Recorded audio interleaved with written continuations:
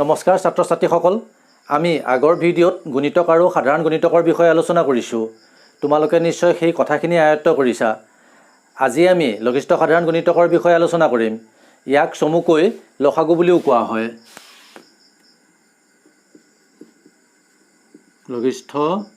সাধাৰণ গণিতক লসাগু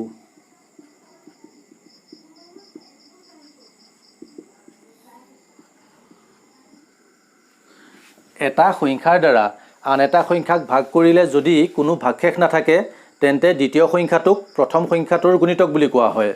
উদাহৰণস্বৰূপে 4ক 2ৰে ভাগ কৰিলে কোনো ভাগশেষ নাথাকে 2 দুগুণ 4 গতিকে 4ক 2ৰ গুণিতক বুলি কোৱা হয় একেদৰে 6ক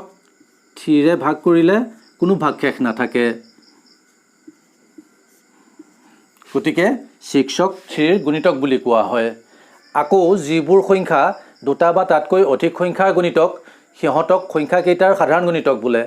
এই সাধাৰণ গুণিতকবোৰৰ ভিতৰত আটাইতকৈ সৰুটোক লঘিষ্ঠ সাধাৰণ গুণিতক বোলে এটা উদাহৰণ চোৱা ধৰা হ'ল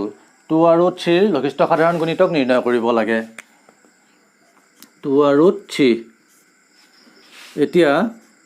2ৰ গুণিতকবোৰ হ'ল 2 গুণ 2 2 দুগুণ 4 2 3 গুণ 6 2 4 গুণ 8 2 5 গুণ 10 2 6 গুণ 12 2 7 গুণ 14 2 8 গুণ 16 2 9 গুণ 18 2 10 গুণ 20 2 11 গুণ 22 2ৰ আৰু গুণিতক আছে আমি এইকেইটা গুণিতক লৈছোঁ আকৌ 3ৰ গুণিতকবোৰ হ'ল 3 গুণ 3 3 দুগুণ 6 3 3 গুণ 9 3 4 গুণ 12 3 5 গুণ 15 3 6 গুণ 18 3 7 গুণ 21 3ৰ আৰু গুণিতক আছে আমি এইকেইটা গুণিতক লৈছোঁ এতিয়া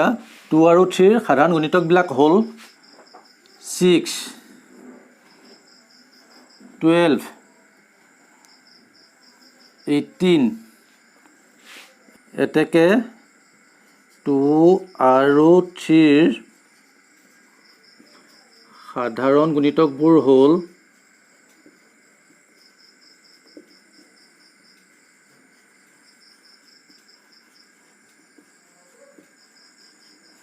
6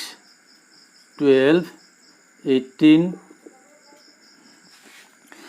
এই সাধাৰণ গুণিতকবোৰৰ ভিতৰত আটাইতকৈ সৰুটো হ'ল 6 ইয়াকেই 2 আৰু 3ৰ লঘিষ্ঠ সাধাৰণ গুণিতক অৰ্থাৎ লসাগু বুলি কোৱা হয় এতেকে লসাগু 6 আমি যিটো পদ্ধতিৰে 2 আৰু 3ৰ লসাগু নিৰ্ণয় কৰিলোঁ এই পদ্ধতিটোক কোৱা হয় সাধাৰণ গুণিতক পদ্ধতি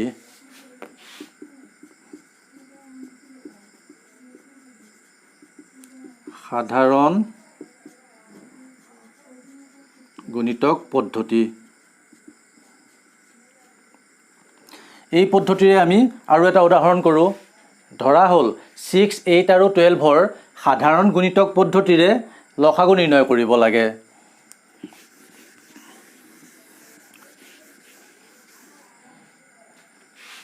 6 8 আৰু 12 এতিয়া 6ৰ গুণিতকবোৰ হ'ল 6 গুণ 6 6 দুগুণ 12 6 3 গুণ 18 6 4 গুণ 24 6 5 গুণ 30 6 6 গুণ 37 6 7 গুণ 42 6 8 গুণ 48 6ৰ আৰু গুণিতক আছে আমি এইকেইটা লৈছোঁ আকৌ 8ৰ গুণিতকবোৰ হ'ল 8 গুণ 8 8 দুগুণ 16 8 3 গুণ 24 8 4 গুণ 32 8 5 গুণ 40 8 6 গুণ 48 8ৰো আৰু গুণিতক আছে আমি এইকেইটা লৈছোঁ ইয়াৰ পিছত 12ৰ গুণিতকবোৰ হ'ল 12 গুণ 12 12 দুগুণ 24 12 3 গুণ 36 12 4 গুণ 48 12ৰো আৰু গুণিতক আছে আমি এইকেইটা গুণিতক লৈছোঁ এতিয়া 6 8 আৰু 12ৰ সাধাৰণ গুণিতকবিলাক হ'ল 24 ইয়াৰ পিছত 48 এতেকে 6 8 আৰু 12ৰ সাধাৰণ গুণিতকবোৰ হ'ল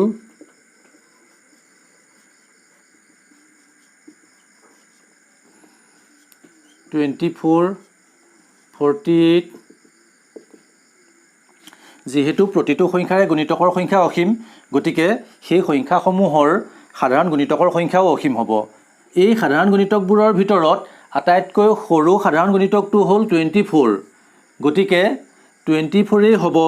6 8 আৰু 12ৰ লঘিষ্ঠ সাধাৰণ গুণিতক অৰ্থাৎ লসাগু এতেকে লসাগু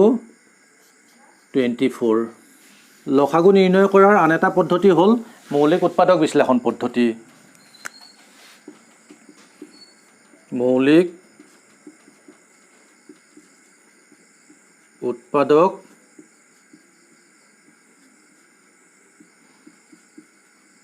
বিশ্লেষণ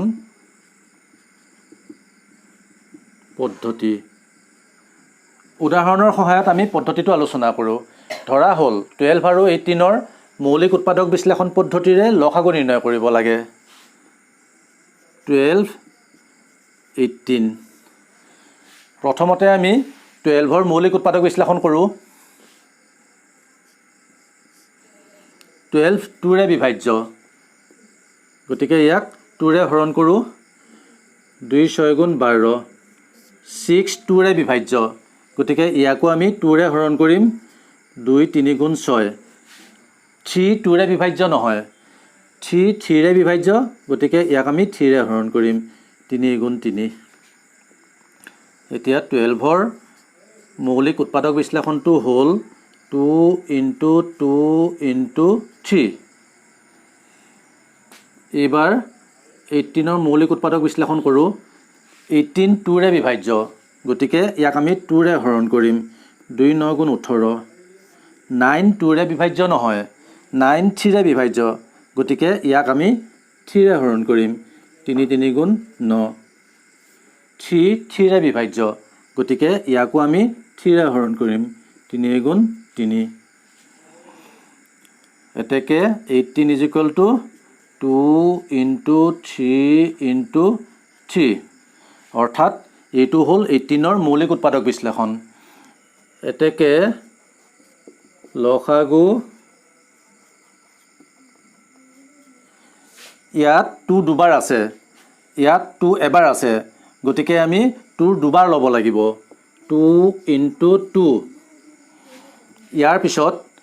ইয়াত 3 এবাৰ আছে আকৌ ইয়াত 3 দুবাৰ আছে গতিকে আমি 3 দুবাৰ ল'ব লাগিব × 3 × 3 = 2 2 গুণ 4 4 3 গুণ 12 12 3 গুণ 36 অৰ্থাৎ 12 আৰু 18ৰ লসাগু হ'ল 36 এতিয়া আৰু এটা উদাহৰণ চোৱা ধৰা হ'ল 36 40 আৰু 48ৰ মৌলিক উৎপাদক বিশ্লেষণ পদ্ধতিৰে লসাগু নিৰ্ণয় কৰিব লাগে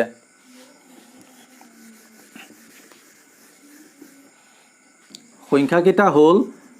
36 40 আৰু 48 এতিয়া প্ৰথমতে 36ৰ মৌলিক উৎপাদক বিশ্লেষণ কৰোঁ 36 2ৰে বিভাজ্য গতিকে ইয়াক 2ৰে হৰণ কৰিম 2 গুণ 2 2 8 গুণ 16 18 2ৰে বিভাজ্য গতিকে ইয়াকো 2ৰে হৰণ কৰিম 2 9 গুণ 18 9 2ৰে বিভাজ্য নহয় 9 3ৰে বিভাজ্য গতিকে ইয়াক আমি 3ৰে হৰণ কৰিম 3 3 গুণ 9 3 3ৰে বিভাজ্য গতিকে ইয়াক 3ৰে হৰণ কৰিম এতেকে 36 = 2 × 2 × 3 × 3 এইটো হ'ল 36ৰ মৌলিক উৎপাদক বিশ্লেষণ ইয়াৰ পিছত 40 2ৰে বিভাজ্য গতিকে ইয়াক আমি 2ৰে হৰণ কৰিম 2 2 গুণ 4 2 0 গুণ 0 20 2ৰে বিভাজ্য গতিকে ইয়াকো 2ৰে হৰণ কৰিম 2 গুণ 2 2 0 গুণ 0 10 2ৰে বিভাজ্য গতিকে ইয়াকো আমি 2ৰে হৰণ কৰিম 2 5 গুণ 10 5 2ৰে বিভাজ্য নহয় গতিকে ইয়াক আমি 2ৰে হৰণ কৰিব নোৱাৰো 5 5ৰে বিভাজ্য গতিকে ইয়াক আমি 5ৰে হৰণ কৰিম 5 গুণ 5 এতেকে 40 is equal to 2 into 2 into 2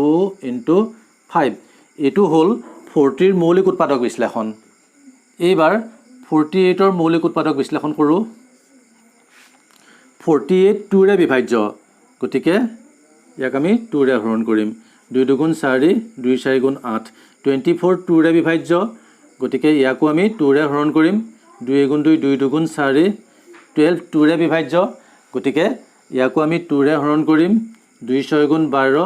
6 2ৰে বিভাজ্য গতিকে ইয়াকো আমি 2ৰে হৰণ কৰিম 2 3 গুণ 6 3 2ৰে বিভাজ্য নহয় গতিকে ঠিক আমি 3ৰে হৰণ কৰিম 3 গুণ 3 এতেকে 48 is equal to 2 into 2 into 2 into 2 into 3 এটো হল 48 ৰ মৌলিক উৎপাদক বিশ্লেষণ এতেকে লসাগু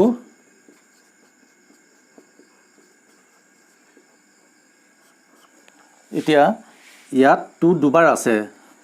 ইয়াত 2 তিনিবাৰ আছে আকৌ ইয়াত 2 চাৰিবাৰ আছে গতিকে 2 চাৰিবাৰ ল'ব লাগিব 2 into 2 into 2 into 2 ইয়াৰ পিছত ইয়াত 3 দুবাৰ আছে ইয়াত 3 নাই আৰু ইয়াত 3 এবাৰ আছে গতিকে আমি 3 দুবাৰ ল'ব লাগিব 3 into 3 ইয়াৰ পিছত ইয়াত 5 এবাৰ আছে ইয়াত 5 নাই আকৌ ইয়াত 5 নাই গতিকে 5 টো আমি এবাৰ ল'ব লাগিব এতিয়া এই পূৰণফলটোৱে হ'ব 36 40 আৰু 48 ৰ লসাগু এতিয়া আমি পূৰণফলটো নিৰ্ণয় কৰো 2 2 গুণ 4 4 2 গুণ 8 8 2 গুণ 16 16 5 গুণ 80 3 3 গুণ 9 9 8 গুণ 72 এতিয়া পূৰণফলটো হ'ব 720 অৰ্থাৎ 720 হল 36 40 আৰু 48 ৰ লসাগু ছাত্ৰ ছাত্ৰীসকল লসাগু নিৰ্ণয় কৰাৰ আৰু এটা পদ্ধতি হল চুটিহৰণ পদ্ধতি